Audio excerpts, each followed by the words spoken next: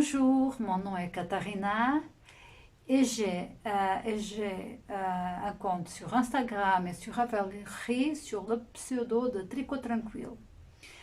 Tout d'abord, je tiens à remercier à toutes les personnes qui se sont abonnées à mon podcast et je me présente à nouveau. Je suis portugaise, mais je suis une vraie francophone et j'aime beaucoup essayer de m'exprimer en français.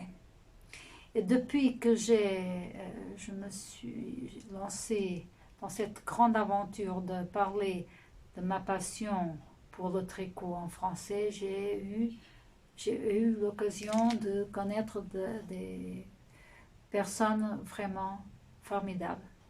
Je suis restée quelque temps sans faire un nouveau épisode car pour celles et ceux qui me suivaient, j'étais en train de m'occuper de mon papa, mais mon papa est parti rejoindre ma maman au ciel de Paris, comme la chanson dit, sous le ciel de Paris, ou bien la chanson de Edith Piaf, Dieu réunit ceux qui s'aiment.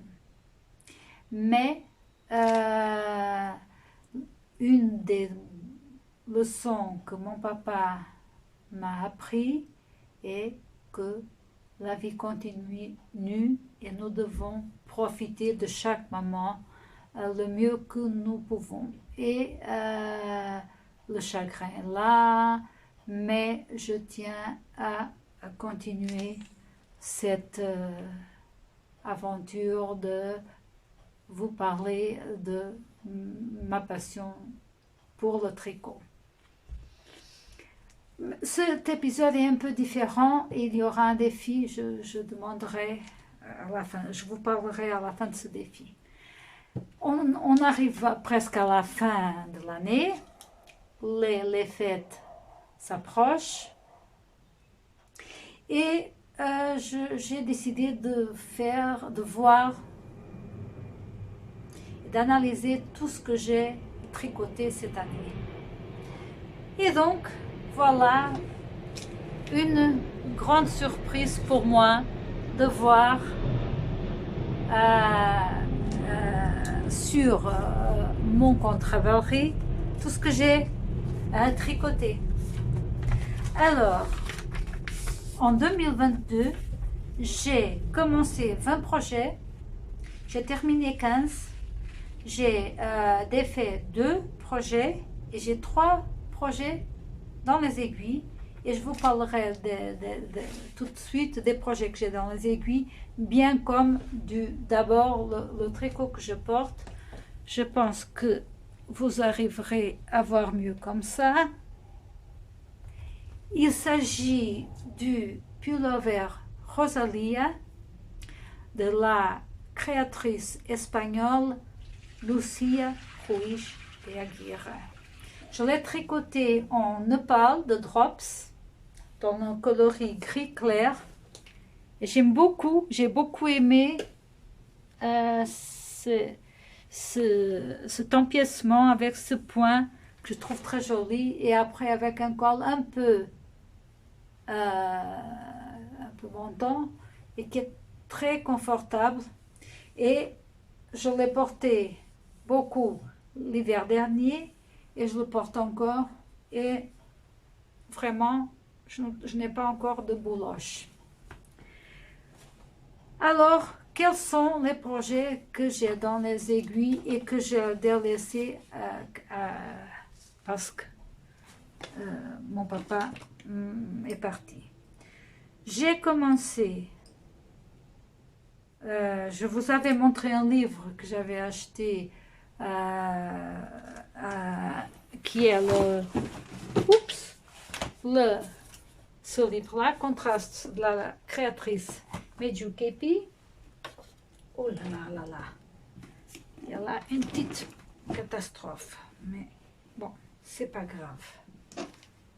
Et il y a une tricoteuse franco-portugaise, qui a laissé un commentaire en disant qu'elle aussi aimerait tricoter un des modèles du livre, A Long Road, pull vert, Karina, et on a échangé des messages et on a commencé un cal, tricoter ensemble à deux, et voilà.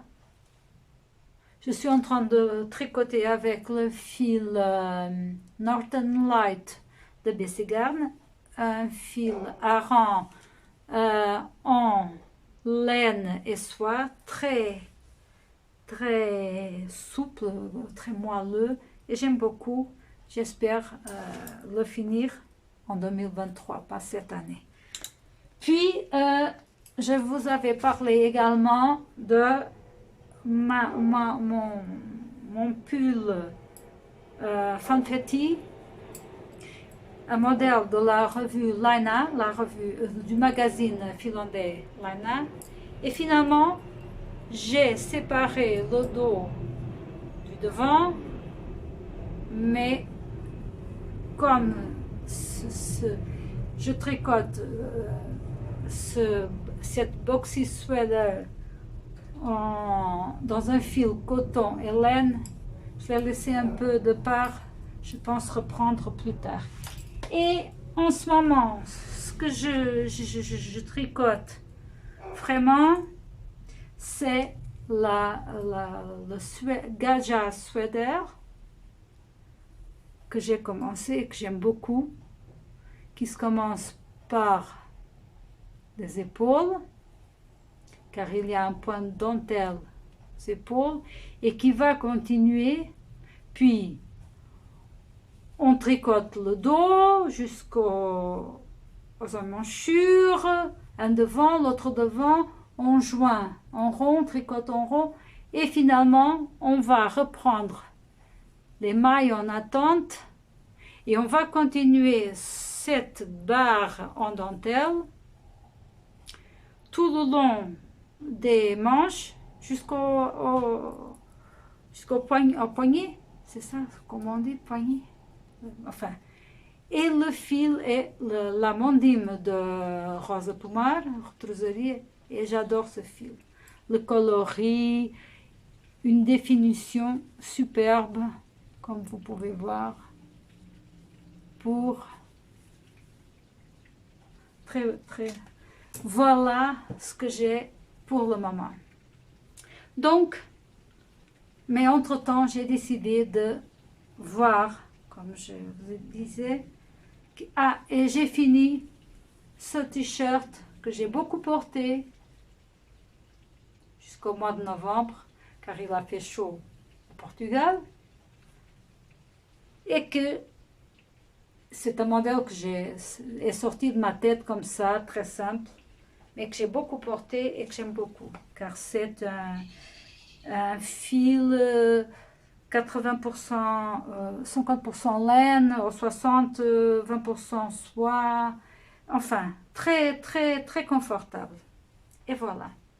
Donc, j'ai décidé, c'est un épisode un peu différent, car j'ai décidé à la fin de l'année d'aller voir sur mon compte Ravelry, comme je vous disais, quels étaient les projets que j'avais commencé, terminés, ceux que j'avais défaits et ceux que j'avais dans les aiguilles. Et là, je ne trouve plus. Ah, voilà. Alors, comme je l'ai déjà dit, j'ai tricoté 20 projets, 15 dont 15 ont été finis, 2 ont été défaits et les 3 qui sont encore dans les aiguilles que je vous ai montré. 9 de ces projets sont été des projets tricotés d'après des patrons des créatrices portugaises. Alors, quoi d'autre que j'ai découvert? Quel a été le fil ou la fibre que j'ai le plus tricoté? Alors, surprise des surprises, le coton. Soit tout seul, soit dans un mélange de coton et laine. Car c'est une composition, un fil que j'aime beaucoup, puisque nous avons un temps, enfin, plus chaud et le mélange coton et laine est assez agréable pour moi. Deuxième fibre que j'ai tricoté le plus, l'alpaga, soit toute seule dans un fil 100% alpaga, soit comme le cas de la Népal, avec de la laine. Et voilà, et sept projets au coton et laine, 4 en alpaga ou alpaga et laine, et 4 en mérinos et laine. J'ai été une tricoteuse égoïste car des 15 projets finis, seul un a été un cadeau. J'ai été très égoïste, j'espère ne pas l'être en 2023. J'ai tricoté 6 pulls à manches longues, 4 à manches courtes, 2 gilets sans manches, 2 débardeurs ou top, et un châle. Et des petits carrés pour une initiative qu'il y a eu au Portugal pour faire des plaids pour envoyer en Ukraine. J'ai de ces projets, j'ai tricoté 8 projets avec des fils que j'avais déjà dans mon stash. J'ai acheté beaucoup de fils cette année. J'espère acheter moins l'année prochaine. Pour les publications, j'ai acheté un livre et 2 magazines. Le livre Contraste que je vous ai déjà montré. Ce magazine Laina. Et encore un dont je ne vous ai pas encore parlé, car c'est l'édition d'été, Amiri Sou, qui a des très beaux modèles. Et voilà, donc j'espère l'année prochaine pouvoir tricoter des explications et des modèles de ces 2 magazines. Et maintenant, je vous montre tout en quelques projets que vous connaissiez, ceux qui sont abonnés. La Feel Happy que j'ai tricoté, la Miss Summerby Sweater, le premier gilet sans manches dans un modèle gratuit d'une créatrice portugaise. Et là, il y a 2 coloris. On va et c'est ce modèle n'est pas disponible sur Ravelry et ce n'est pas du jacquard, c'est la technique mosaïque. J'ai beaucoup aimé le faire.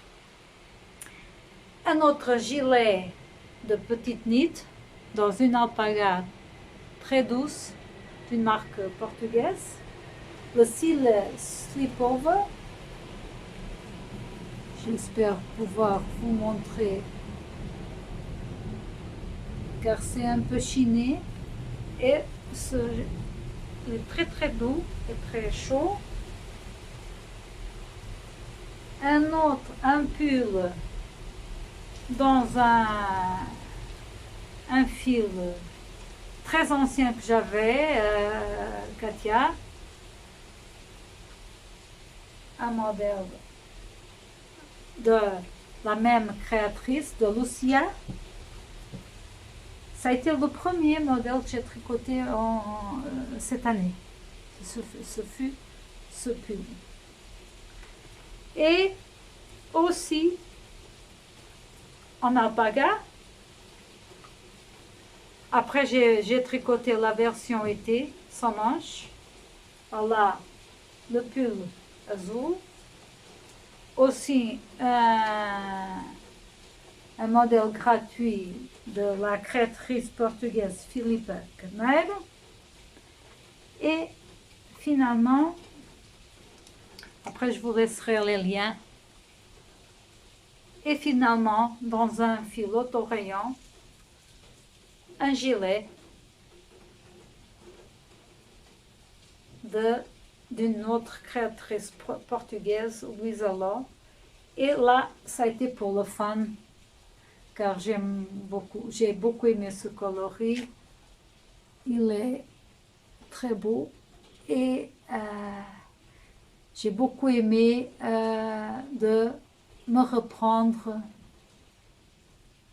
au tricot en pièces et pas en rond pour changer. Ça a été aussi le premier ou le deuxième projet de 2022. Et voilà tout ce que j'ai tricoté en 2022, les projets que j'ai dans mes aiguilles, ce que je porte qui est que j'ai aussi tricoté en 2022. Et donc, c'est un peu vraiment... Alors, qu'est-ce que j'aimerais faire en 2023? Ma foi, j'ai sur Ravelry, en liste d'attente, je n'ai que 2 modèles. Un, je ne sais pas, mais ce sera un cal qui commencera le 1er janvier, le pull Dayton de la créatrice anglaise Kate Davis, et un autre que j'aime beaucoup et que je pense est le modèle idéal pour l'hiver, le pull marzipan de la dessinatrice finlandaise Sari Nordlund. Et puis voilà. Pour 2023, j'ai quelques projets, quelques surprises, peut-être un modèle que j'ai créé il y a quelques années et que j'espère lancer gratuitement, soit en portugais, soit en français, soit en anglais. Mais plus tard, je vous parlerai de ça. Et de continuer à tricoter en toute tranquillité et de vraiment connaître de plus en plus de personnes qui appartiennent à cette communauté absolument formidable et dont je suis fière d'appartenir. Je tiens à remercier de tout mon cœur toutes les personnes qui m'ont soutenue au long de ces 2 mois et 1 semaine de chagrin, mais je suis de retour pour mon papa et voilà. Donc 2023 est à la porte et j'aimerais savoir quels ont été les projets que 3 tricoteuses françaises ont tricoté en 2022, quelles ont été leur expérience, si elles ont appris des nouvelles techniques et qu'est-ce qu'elles aimeraient faire en 2023. À savoir, tout d'abord, Christelle du podcast To Bibis. Christelle, j'aimerais savoir qu'est-ce que tu as tricoté en 2022 et aussi savoir quels sont tes futurs projets pour 2023. Aussi Chantal de Fraîcheur Mentalo, qui est une source d'inspiration pour moi et qui a tricoté quelques modèles que j'aime beaucoup. Et finalement, une autre Christelle du podcast Rêver sa vie en couleur. J'aimerais savoir, Christelle, quels sont les projets commencer et terminer en 2022, ou ceux qui sont dans les aiguilles en 2022, enfin, et quels sont euh, les, les, les, les projets pour 2023, que ce soit projet en tricot, que ce soit le projet de vie, des rêves. Enfin, je finis cet épisode très spécial, très unique, en vous souhaitant un joyeux Noël, des bonnes fêtes et surtout profitez bien chaque moment avec votre famille, avec vos amis, et que vous puissiez rentrer en 2023 avec beaucoup de santé, beaucoup de joie, et on se retrouve l'année prochaine avec des nouveautés de ma part. Alors, je vous fais beaucoup de bisous et je vous remercie de tout mon cœur. À très bientôt, à l'année prochaine. Merci.